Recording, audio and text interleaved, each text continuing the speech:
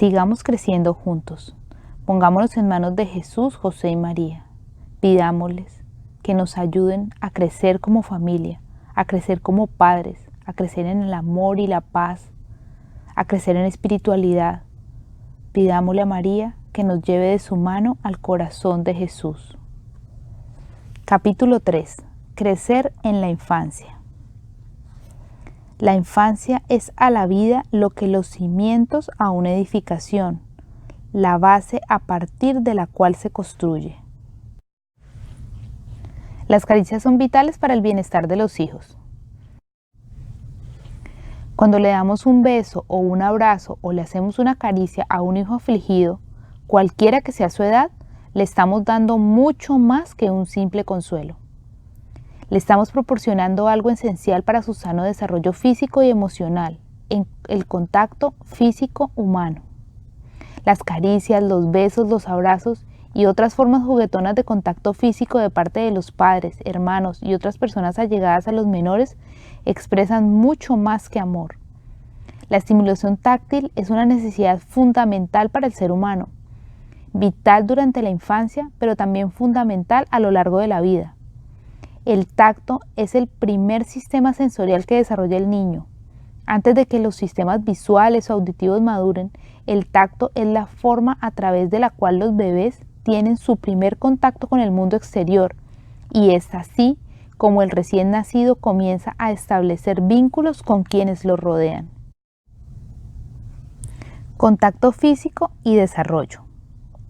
La importancia del contacto físico se ha comprobado con frecuencia a través de diversas investigaciones. En un reconocido estudio sobre este tema adelantado por los doctores Hallowell y Snowy en la Universidad de Wisconsin, fue posible observar cómo diferentes grupos de simios que fueron privados de contacto físico con sus madres durante los primeros meses de vida, a pesar de que podían verlas y escucharlas, tuvieron severas deficiencias en su desarrollo social y cognitivo. Asimismo, durante este experimento se comprobó el poder del contacto físico luego de que muchos de estos simios, notoriamente lesionados en su desarrollo psicosocial, fueron rehabilitados a través de un tratamiento de caricias constantes y generosas. Este mismo efecto se ha podido observar en los humanos a través del programa de las mamás canguro, aplicado con mucho éxito a los niños prematuros que no pueden ser colocados en incubadoras por algún motivo. El programa consiste en mantener a estos bebés nacidos con un peso menor al deseable en permanente contacto físico con su madre o su padre, tal como lo hacen los canguros durante el tiempo suficiente para que alcancen las condiciones de desarrollo ideales. Otras importantes investigaciones con los simios han permitido establecer que las crías privadas del contacto físico con sus madres tienen un notorio retraso de desarrollo físico y pueden llegar a tener grandes deficiencias en tamaño y peso, aunque reciban la misma cantidad y calidad de alimentación que las crías que sí tienen contacto con su madre. Asimismo, se ha comprobado que el desarrollo intelectual también se ve influenciado por el contacto físico. La estimulación táctil que reciben los niños a través de las caricias contribuye a un mejor desarrollo intelectual. Los niños a quienes sus padres alzan y abrazan generosamente durante sus primeros años de vida perciben a través de este contacto la seguridad que necesitan para ir explorando el mundo, lo cual contribuye a un mejor desarrollo de sus capacidades intelectuales y sensoriales.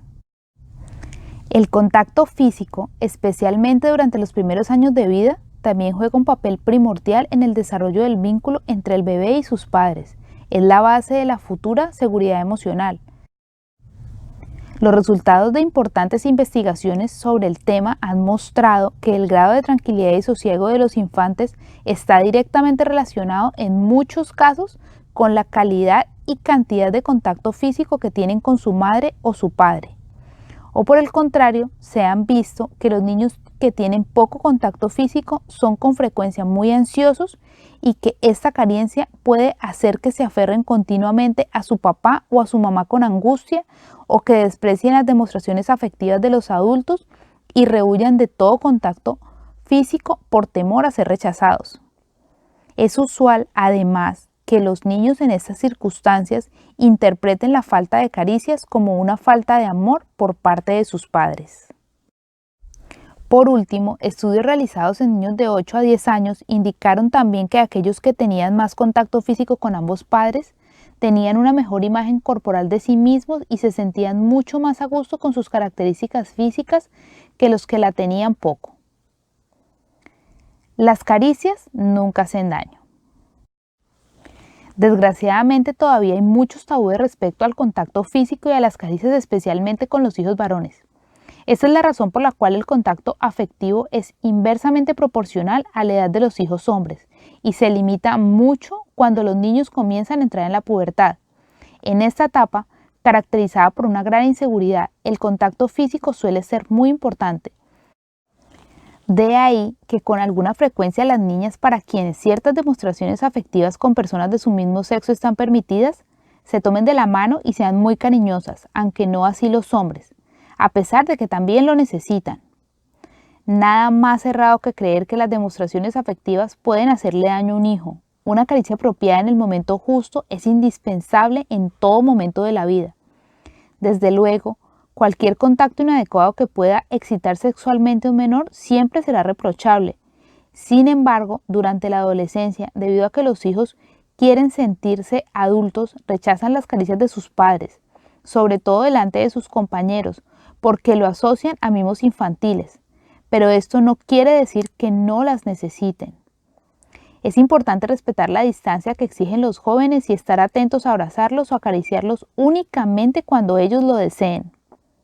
Uno de los mitos más generalizados y perjudiciales relacionados con los varones es que las caricias y el contacto físico después de la infancia aumentan las posibilidades de que sean poco viriles. De aquí que los hombres afectuosos sean a menudo considerados como amanerados e inadecuados. Por esta razón, muchos padres evitan las demostraciones físicas de afecto con sus hijos varones. No obstante, esto puede producir el efecto contrario. Su necesidad de obtener el afecto masculino puede impulsarlos a desarrollar una actitud afeminada, en su afán de alcanzar el amor de los hombres por quienes se sienten rechazados dada la indiferencia de su papá. De igual manera, algunos expertos en estos temas sostienen que la carencia de contacto físico con los hijos durante la adolescencia puede contribuir a que haya dificultades de comunicación entre ellos y sus padres. Además, la falta de contacto físico afectuoso también puede tener repercusiones en la conducta sexual de los hijos. El doctor Gus Napier, experto en relaciones de pareja, afirma que las relaciones sexuales promiscuas de los varones pueden ser, a veces, resultado de su necesidad de lograr el contacto físico que les hizo falta durante su niñez y que por los mitos machistas no pueden obtener de otra manera. La represión de las demostraciones afectivas de los hombres también suelen tener serias repercusiones en sus relaciones de pareja posteriores. Se ha visto que los hombres víctimas del tabú de la ternura masculina tienen dificultades para expresarle con caricias el amor a su pareja. Las esposas con frecuencia resienten lo que identifican como una frialdad de sus maridos. El alimento del corazón. Acariciar a los hijos es tan importante como alimentarlos. El ser humano necesita del cariño constante y cálido demostrado a través de las caricias, tanto como necesita de alimentos para desarrollarse físicamente sano. Los besos, los abrazos y las expresiones verbales de cariño son quizás el medio más potente para demostrar los sentimientos de amor a nuestros semejantes. Los hijos que necesitan contar con la seguridad de que sus padres los aman se benefician inmensamente a todas las edades con las caricias. Un generoso contacto físico con los hijos, si va acompañado de respeto y dedicación por parte de los papás, es una forma ideal de fortalecer su autoestima, enriquecer su valoración personal, promover su estabilidad emocional y alimentar su corazón con buenos sentimientos. Nunca es tarde para comenzar a dárselo. Las caricias son el medio ideal para agregarle la calidad e intensidad a nuestras relaciones afectivas, y amar intensamente es vivir intensamente. La inteligencia emocional de los niños es una capacidad que se puede desarrollar. Uno de los cambios más trascendentales y beneficiosos para la humanidad ocurrido hacia finales del siglo que acaba de concluir es el amplio reconocimiento que se le ha dado a la necesidad de validar las emociones humanas. Los grandes avances y descubrimientos sobre el desarrollo del cerebro humano, sumados a los adelantos en el estudio de las emociones, llevaron a los expertos a una conclusión contundente. Las capacidades sociales y emocionales de las personas pueden ser tanto o más importantes para el éxito en la vida que su coeficiente intelectual.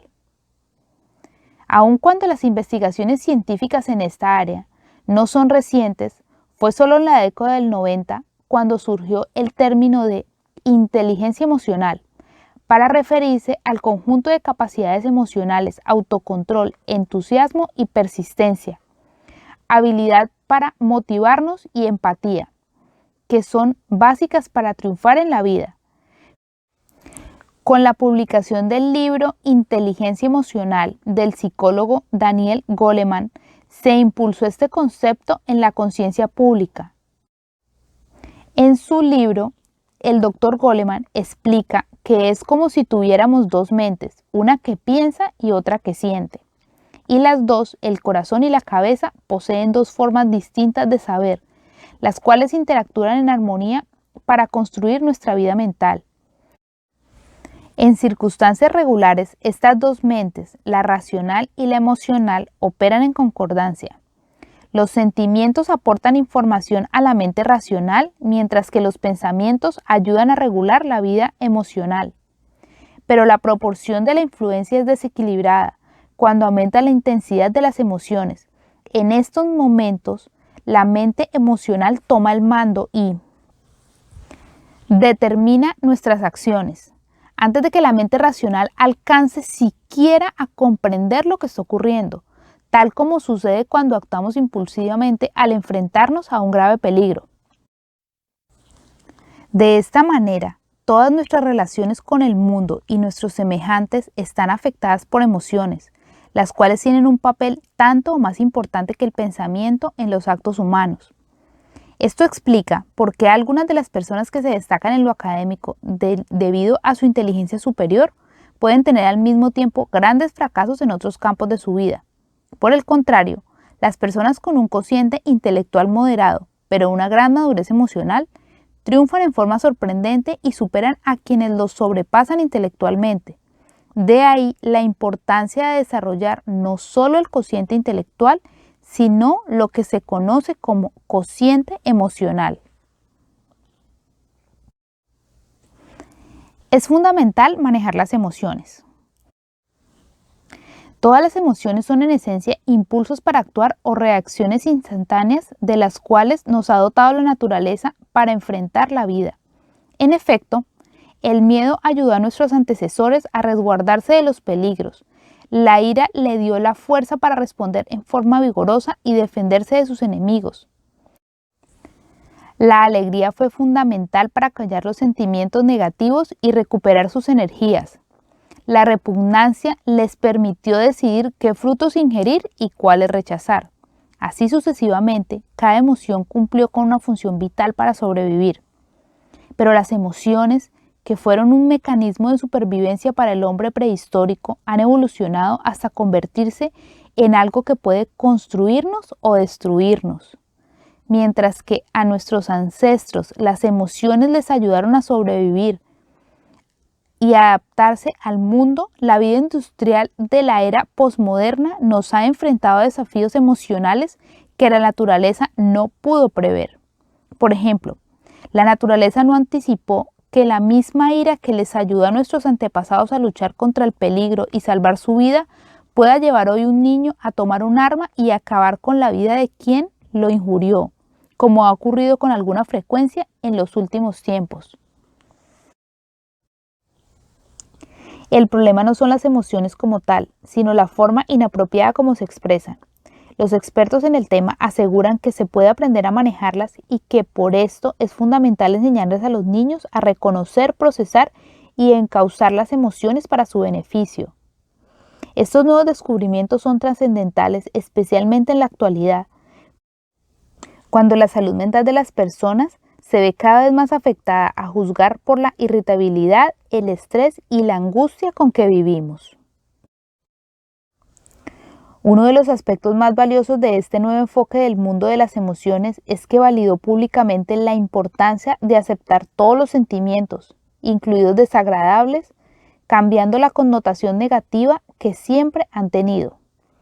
En efecto, emociones como la ira, el miedo, la tristeza y otras similares tradicionalmente han sido consideradas como inapropiadas y la expresión de las mismas como una falta de educación, madurez o sensatez. Sin embargo, ahora los expertos sostienen que es urgente expresarlas y procesarlas para poder sentirse bien. Esto cambia radicalmente una de las lecciones más perjudiciales del proceso de socialización, gracias a la cual aprendemos a reprimir los sentimientos desagradables, lo que nos inhabilita para identificarlos y puede traer consecuencias tan dañinas como las que traería la represión de cualquier otra de las funciones del cuerpo. Negar las emociones no hace que desaparezcan, sino todo lo contrario, que no se aprendan a manejar. Es una regla básica de la conducta humana, que todo acto violento está antecedido por un intenso sentimiento desagradable, bien sea ira, intenso dolor, frustración, miedo, etc. Cuando no expresamos estas emociones, se produce un estado de opresión interna y aumenta a medida que nos reprimimos y puede llevar al individuo a explotar de forma descontrolada o a que se vuelva contra sí mismo y manifieste dicha opresión como malestares somáticos, asma, jaqueca, etc., o como una profunda depresión. Esta también puede ser una de las causas de la violencia y las tragedias que escuchamos a diario en las noticias. Pero los sentimientos denominados negativos o desagradables pierden su poder destructivo si se procesan, y para ello es necesario aceptarlos, sentirlos y expresarlos. Las emociones no se pueden desconectar súbita y voluntariamente, como a menudo se nos exige. Las experiencias que vivimos alimentan nuestro corazón tal como la comida alimenta nuestro cuerpo, y de la misma manera como los alimentos son procesados por el sistema digestivo, que selecciona lo que sirve y desecha lo que no sirve. Cuando sentimos una emoción intensa, debemos expresarla para eliminar la presión emocional que nos produce la experiencia que lo generó. Igualmente, así como la incapacidad de eliminar los alimentos descompuestos nos puede enfermar físicamente, la incapacidad para expresar las emociones nos puede enfermar mentalmente. La actitud de los padres es definitiva. La vida familiar es nuestra primera escuela para el manejo de las emociones. En este espacio íntimo aprendemos cómo sentirnos acerca de nosotros mismos y cómo reaccionan los demás sobre nuestros sentimientos, qué creer sobre estos últimos y cómo reaccionar y expresar nuestras esperanzas o temores. Esto lo enseñan los padres no solo con sus palabras, sino ante todo con su ejemplo. El doctor John Gottman, autor y experto en desarrollo de la inteligencia emocional de los niños, afirma que la mayoría de los padres entran en 3 grandes categorías. Los que ven las emociones desagradables de los hijos como algo trivial y sin importancia. Los que las rechazan en forma abierta y obligan a sus hijos a no sentirlas. Y los que las aceptan sin darles ninguna guía sobre la forma apropiada de manejarlas. Con la idea de arreglar los sentimientos indeseables de los hijos, los padres vivimos corrigiendo lo que sienten, al igual que lo hicieron nuestros propios padres. Frases como "no llores por tonterías" o "no ganas nada con ponerte bravo" son parte del repertorio de la mayoría de los adultos. Con ella deterioramos la confianza de los niños en sus percepciones y en sí mismos, al mismo tiempo que les transmitimos la idea de que son malos porque sienten emociones indeseables.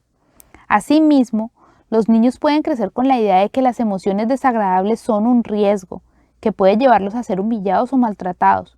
Por eso no aprenden a regularlas y pueden desarrollar problemas para concentrarse, establecer amistades y llevarse bien con los demás. Aun cuando nuestra intención sea muy buena, el resultado puede ser todo lo contrario. Se ha visto que las adicciones al alcohol, la droga, al trabajo, al computador, a la comida, etc., en muchos casos no son otra cosa que formas malsanas de apaciguar el malestar o el dolor que llevamos reprimido en el corazón desde muy niños. A pesar de que un coeficiente intelectual alto no es una garantía de prosperidad, el éxito o la felicidad en la vida, la cultura y los padres seguimos obsesionados con la idea de promover ante todo el desarrollo académico de los niños y hacemos caso omiso a la inteligencia emocional. Sin embargo, la vida emocional se puede manejar con mayor o menor habilidad y si ayudamos a los niños a reconocer, procesar y encauzar las emociones, estaremos contribuyendo a que triunfen en muchas otras áreas de su vida. Para ayudar a los niños en este proceso hay una serie de actitudes y medidas que deben tenerse en cuenta. El primer requisito para ayudarlos es reconocer sus sentimientos, es prestarles atención al estado emocional del niño, sobre todo cuando es evidente que está alterado por alguna razón, y validar lo que está sintiendo. Tanto cuando el niño manifiesta lo que está ocurriendo, voy a matar a Ana María. Siempre se burla de mí en el colegio, como cuando simplemente lo expresa con su rostro. Es fundamental ponernos en sus zapatos y aceptar lo que está sintiendo como válido para él. En segundo lugar, para ayudarlos a procesar, hay que procurar identificar con palabras lo que sienten. Me parece que estás muy enojado con tu amiga, ¿verdad? Por último, es fundamental ponerle un límite a sus actos, pero no a sus sentimientos. Comprendo que es muy doloroso que se burle de ti, pero recuerda que no puedes hacerle daño a tu amiga. ¿Qué crees que puedes hacer para que esto no vuelva a ocurrir?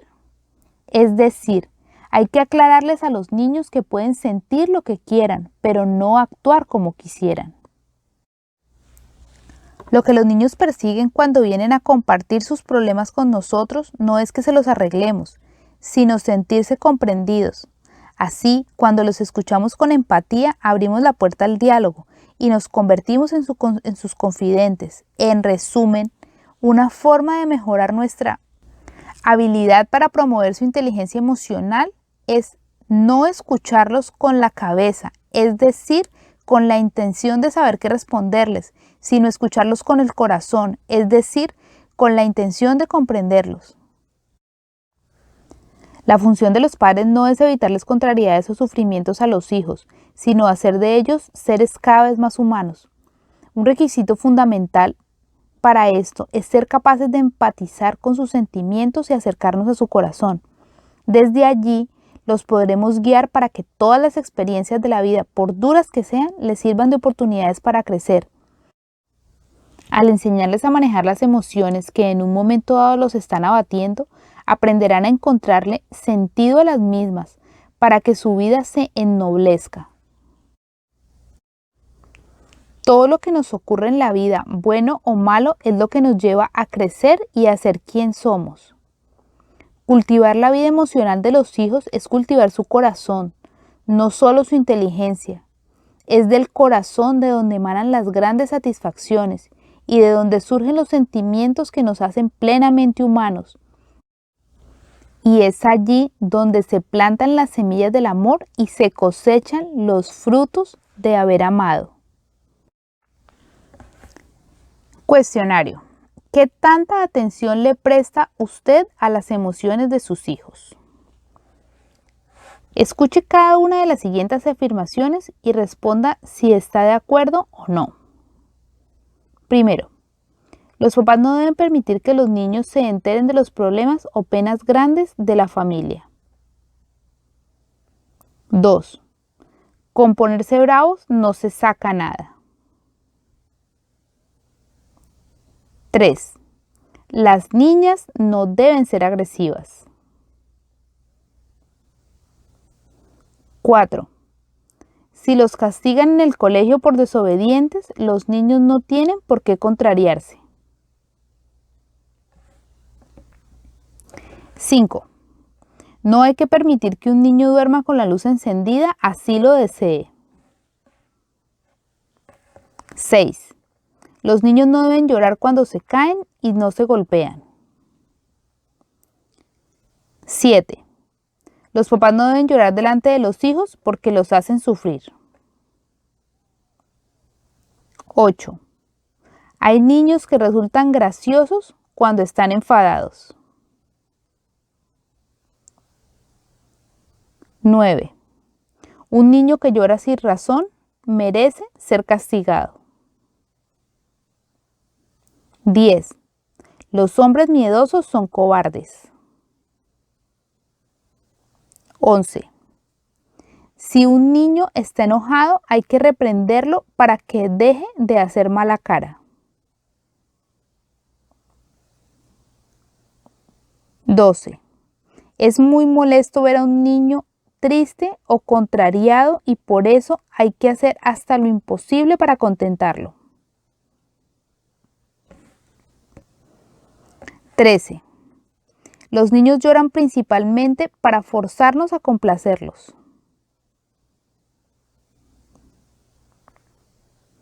14. Si un niño está triste, lo mejor es distraerlo para hacerlo reír o hacer que piense en otra cosa. 15. Cuando un niño siente miedo, lo mejor es desafiarlo a que sea valiente. 16.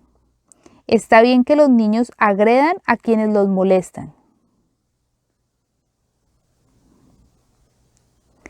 Todas las anteriores afirmaciones son incorrectas en el sentido de que invalidan las emociones.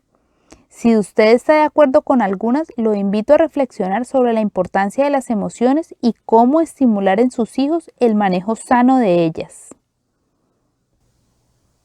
Continuamos en el siguiente video.